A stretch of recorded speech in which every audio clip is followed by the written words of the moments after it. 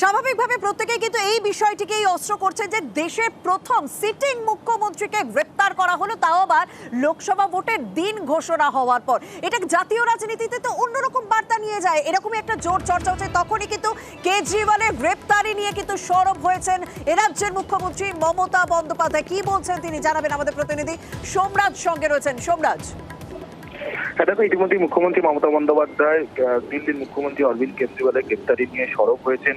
তিনি ইতিমধ্যেই এক্স হ্যান্ডেলে পোস্ট করে কড়া প্রতিক্রিয়া দিয়েছেন। মূলত ইতিমধ্যেই তিনি অরবিন্দ কেজরিওয়ালের স্ত্রী সুনিতা কেজরিওয়ালের সঙ্গে কথা বলেছেন। তার পূর্ণ সমর্থন থাকবে সুনিতা কেজরিওয়ালকে, তা জানিয়েছেন মুখ্যমন্ত্রী মমতা বন্দ্যোপাধ্যায়।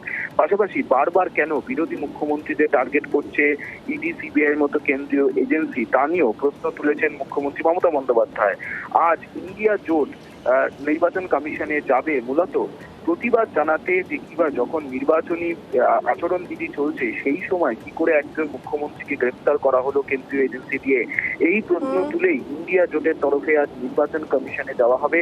এবং সেখানে ইন্ডিয়া জোটে রাজ্যের তরফে অর্থাৎ মুখ্যমন্ত্রী মমতা বন্দ্যোপাধ্যায় যে পোস্ট করেছেন সেখানে তিনি জানিয়েছেন যে তৃণমূল কংগ্রেসের তরফে ডেরেক ওব্রায়েন ও নাদিমুল হক দুই সাংসদ থাকবেন।